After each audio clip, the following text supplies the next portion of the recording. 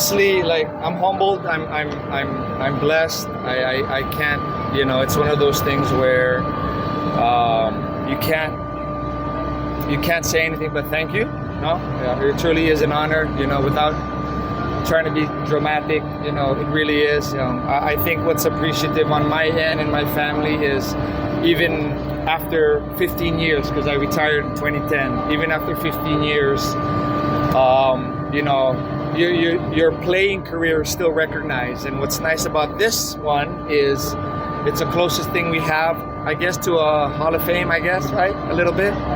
So it really is that culminating award and honor that you give players. And for me to be given that the last, after 15 years, again, special. I cannot say enough. And just to be within the names that's already there, and to go in with good friends like Danny S. and of course Bong Hawkins, and then to know that our core at Alaska that won a Grand Slam is there. So yeah, just really happy and blessed. Coach, when you got the call saying you're part of it, how was your emotions? Wow, I had to stop the car. Honestly, I was driving. I was called, tinawagan ako ni Com. And then I looked at my phone, tinatawagan ni Com out of the blue. So I had to stop the car when he told me that, and it was nice. It was nice to hear. Again, just you could imagine the feeling, the excitement, the happiness, the honor, no? And not just to use words like that, but it really is a recognition that you appreciate. Coach, what can you say about Bong Hawkins also getting in? Because a lot of people said he was probably snubbed in the 40. Now he joins you and the others.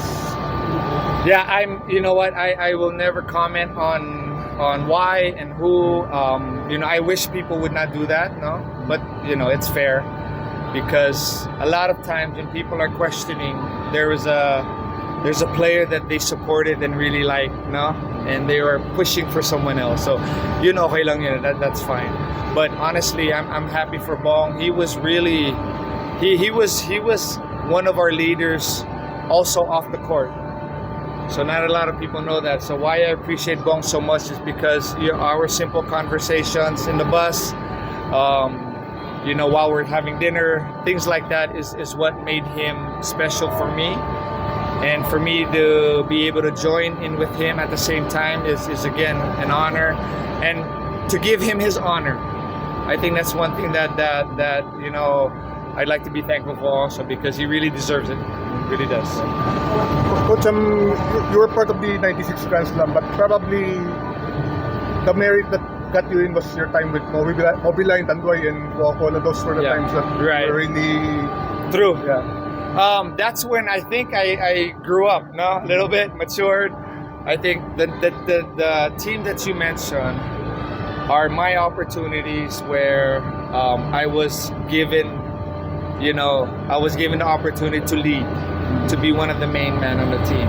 So that's why I bring up also my first 2 years at Alaska, because again, that prepared me for what happened after. No, the leadership that I learned from Jojo, Johnny, and Bong, just tremendous. Being under Coach Tim also, and all the other sets of coaches, Coach Joe Banal, Coach Eric Del Rosario, just learning from them allowed me, when I was given a chance to be a Johnny, to be a Bong, or to be a Jojo, then I for sure used that memory or used that experience to help me. Was it tough to sustain yung kind of level that you played in with different teams? Was it hard? No, I don't want to say it's hard. It's always hard, but I guess when you're young and you're going into your prime and you try to maintain it throughout your prime, you just try to challenge yourself and play at a high level. And that's all I tried to do. Maybe at Mobiline, we didn't have the team yet to really go far.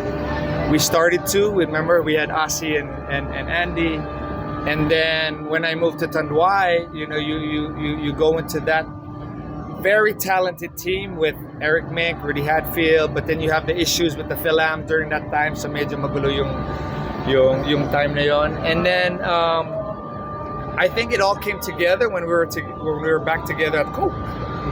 I'm at my prime. Johnny's a veteran, but I came back to play with him and Bong, and then of course you have the Ravi Rivas, you have Rudy Hatfield, and then the young guys, Ato Morano, all those guys, Ray Hugnatan. So that kind of brought it together, and of course we were coached by Coach Chot. So yeah, it's really just the timing. So my goal in my career, just try to be consistent. I stress that out to my players now. Consistency is key.